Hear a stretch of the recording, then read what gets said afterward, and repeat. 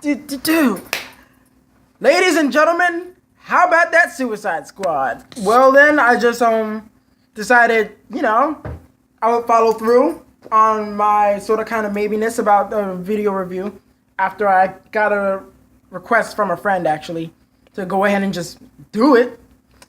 Here we are. My first official movie review here on YouTube, and it is of Suicide Squad. Now, if you checked out my last video, you already know about the negative connotation that Suicide Squad brings, especially when we're talking critic reviews. And I said myself that I was going to reserve judgment for myself for when I actually saw the movie. Well, I just got back from the movie, and it is not nearly as bad as critics claim. We're going to hit every nail on the head eventually. I just want to say there will be no spoilers in this specific video. Strictly because, number one, the person that requested this video requested no spoilers. So out of respect for him and anybody else that doesn't like spoilers, I won't do them. Second of all is because I want you guys to see the movie for yourselves. Now, I won't give anything major.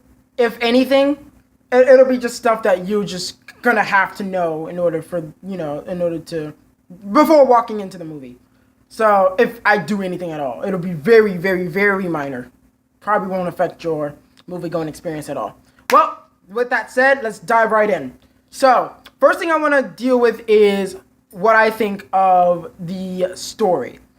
Now, I've read a few of the Suicide Squad comics before, and back then it was always about it was like Marvel's version of Sinister. It was like when Marvel had Sinister Six, getting all the lesser known or lamer villains together into one team to sort of accomplish a goal. With the Sinister Six, it was to destroy Spider-Man, but with the Suicide Squad, it was to actually to complete a mission for the government, and in exchange they were either freed or got lesser time on their sentences. So that was pretty much the case here. It was pretty much like that, except instead of them focusing on the lamer villains, there were a few A-listers in this movie. Just so you know, Joker is not a member of the Suicide Squad. Let's just put that out there. He is in the movie, but he's not a major character. If anything, he's kind of in the background a little bit. He's not really driving the plot too far. So there you have it. So in the movie, they did go through just about everybody's backstory.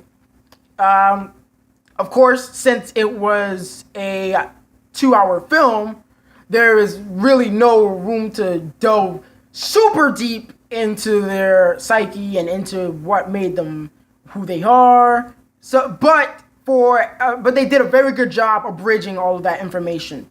Like it was very short scenes, like about 3 to 5 minutes for each character. Maybe less for like Captain. There was less for like Captain Boomerang, but overall, it wasn't bad at all. I like how they kind of hit the main points and drove the point home in such short time. And that is how it's supposed to be done. That is how it's supposed to be done with character origins, especially when you've got a huge cast like this. And I have to say, it got a little cheesy towards the third act, but and of course there's some sort of super weapon that they have to go in and destroy. So of course that superhero cliche is still there. But the thing about it is I didn't mind that at all. I didn't mind that little plot because the way they handled it was spectacular in my opinion. I thought it was really well written, really well produced, very well acted. And I just enjoyed it. I just enjoyed that they took this little twist, like this little Avengers, doomsday weapon, let's go destroy it.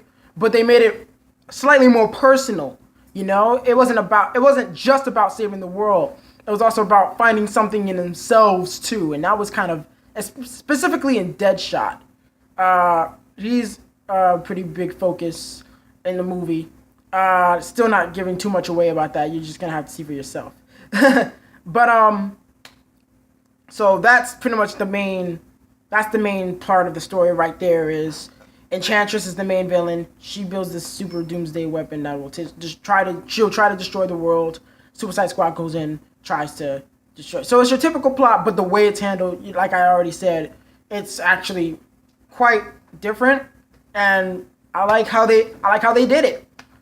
Now, as far as the characters go, the cast, let me just say, Will Smith killed it as Deadshot. He was next to Katana. He was probably my favorite character in the movie. Katana, I've been a huge fan of Katana since she was with the Outsiders, and my love for her grew even more when she was Batman's sidekick in Beware the Batman. And here, Karen Fukuhara does not disappoint as Katana. I love the fact that they had her speaking in Japanese the whole movie, because if you guys know me at all, I'm a huge otaku. I am a Japanophile. I just love a lot of things Japanese. And so this was just icing on the cake for me, because I knew going in Katana was going to be one of my favorite characters, but the way they did her character, having her and her keeping up with her backstory. If you're not familiar with Katana's backstory, definitely look into it. But I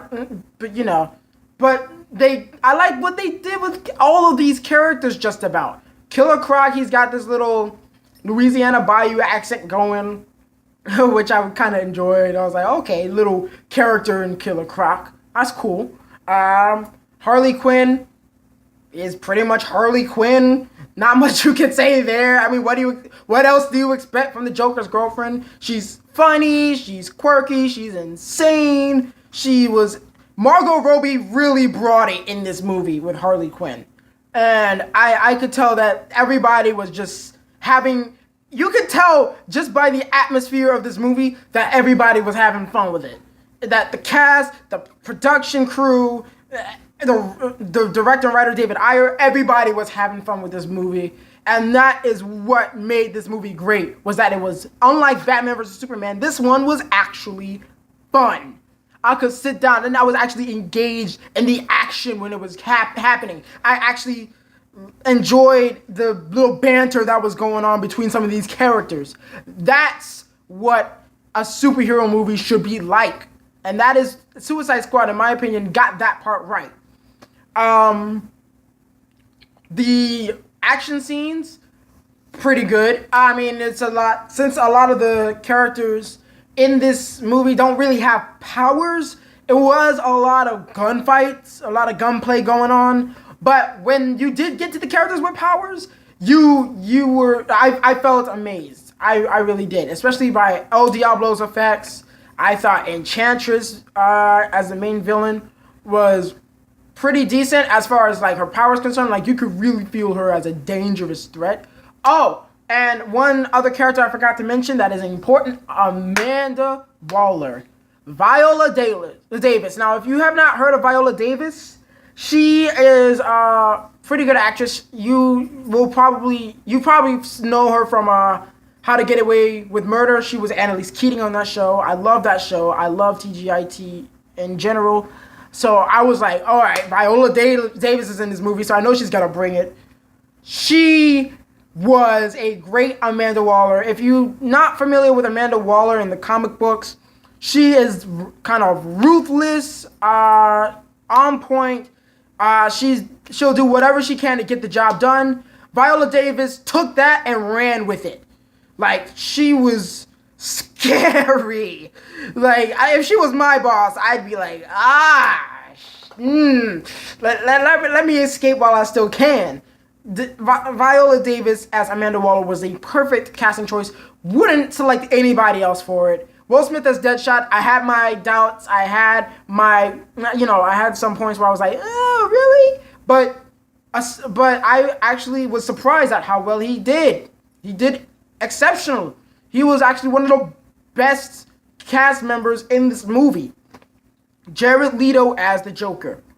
Now, Jared Leto had a lot of shoes to fill with Jack Nicholson in the 1989 Batman, with Heath Ledger in Dark Knight, who is often known as one of the best interpretations of the Joker, aside from animation.